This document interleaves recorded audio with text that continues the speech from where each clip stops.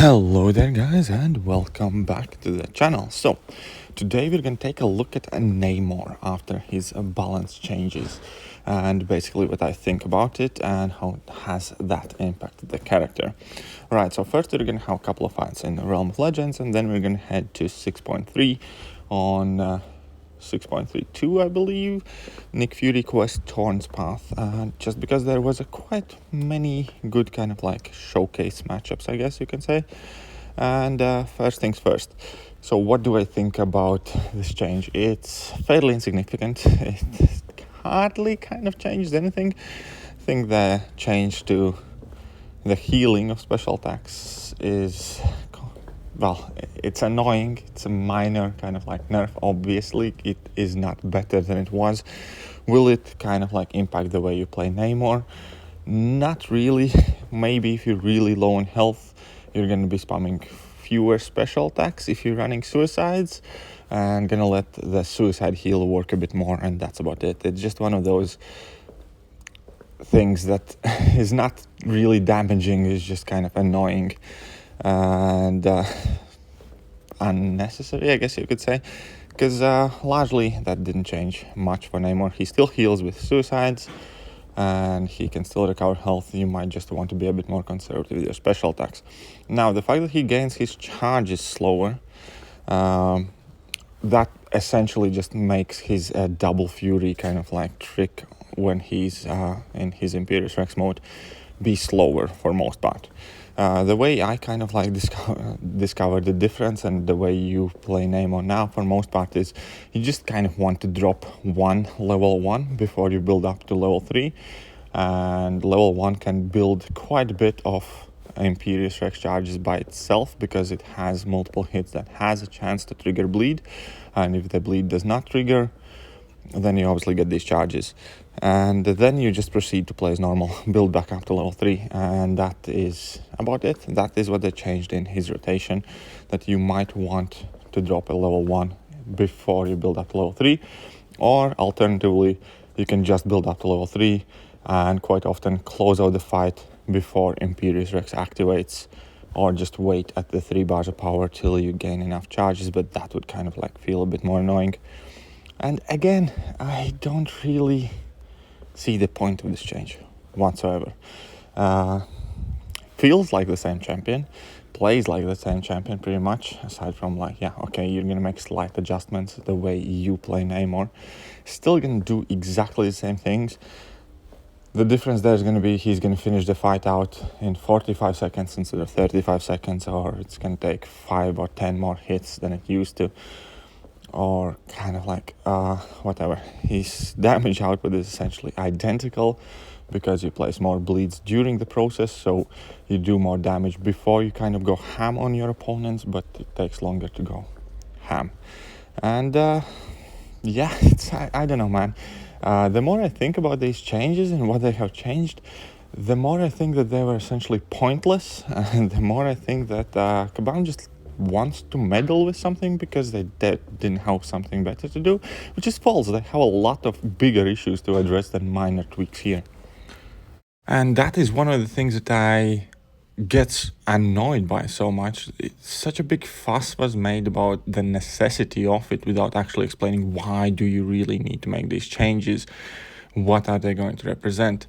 And now that we are like half a year down the line, a lot of frustration has been caused to the players, and without a doubt a lot of effort and time has been put in analyzing data, stepping through spreadsheets, making charts, and these changes affect nothing relatively.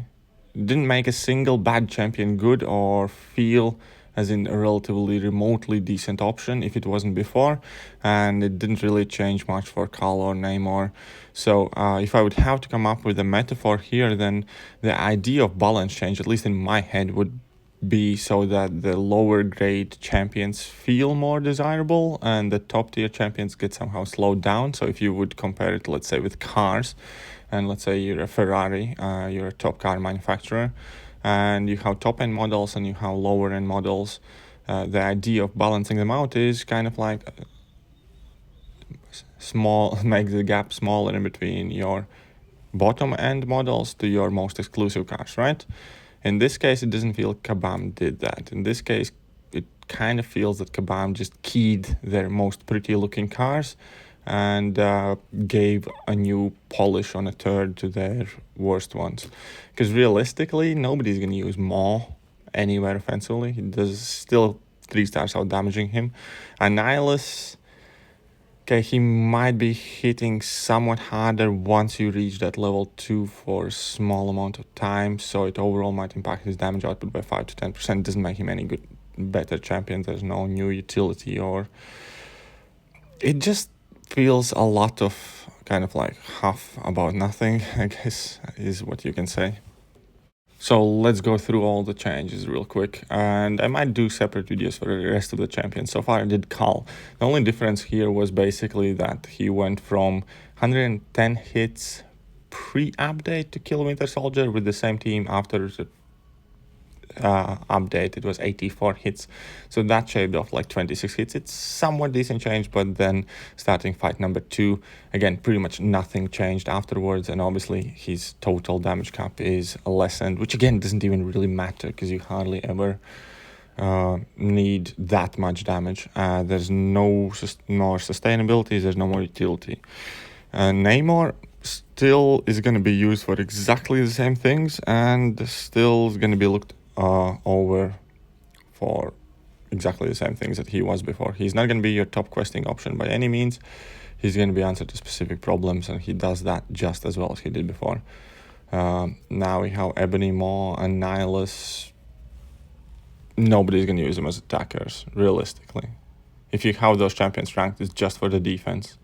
And okay, Maw might get 1 or 2 more kills during the season now. Wow. And what else we got? Human Torch. Well, again, like, that's cool, I guess, but it doesn't change the role of the character. He's going to be great for the same fights he was great, and maybe he's slightly a bit less crap for the fights he wasn't good about, but nobody's still going to bring him in against those champions anyways, kind of like thing. So it definitely does feel like a lot of effort, time went for fairly insignificant change. Definitely nothing in MCOC meta has changed. If you pull any of the bad champions, such as Annihilus or Ebony Maw or whatever, it's still gonna feel bad. If you pull Namor or Human Torch, it's still gonna feel good. And I just keep thinking to myself, surely this can't be it. Like, surely this can be the total sum of kind of like impact that's changed in this half a year long dragged out process. Like, I don't know. So now we are in Act 6. The fights seem pretty much the same length. Yes, the only kind of noticeable difference here for Namor is that you consistently have more bleeds placed on opponent than you did previously. And yes, your charges take kind of slower to build up, but again, it doesn't change the fight in any capacity, really. So, as for the question, what does this mean for me? No, I'm not going to rank up all of a sudden Annihilus or Ebony Maw. They're still absolutely horrible champions. Human Torch is still awesome, serves the purpose what I ranked him up for. I am most likely going to be selling my Khal Obsidian, not because I think he's any worse off right now than he was, just because I didn't manage to kind of figure out where or how I would use him, and even if this balance change does make him slightly more useful, all in all, there are probably more champions I'd more want to have ranked up than I do want my Khal Obsidian. And Namor is pretty much still the same Namor, so nothing changed there. I'm not going to be selling him. I'm not outraged, I'm not upset, somewhat irritated if anything. And the only thing that somehow came out of this, even though I'm typically against it, I am typically the kind of guy who is against rank down tickets to be handed out like willy-nilly or in general, and I do much more agree with the idea that if you made your decision, you should live with it. But at the same point, obviously, if I'm handed an option to get my cal rank down, I am likely going to take it, just because I haven't found a single piece of content where he was going to be useful. And if I do in future, I can rank him up, of course. But when I was ranking up my cal obsidian, it was my first rank 2 6-star rank up, first of all, so that kind of like made me a bit eager.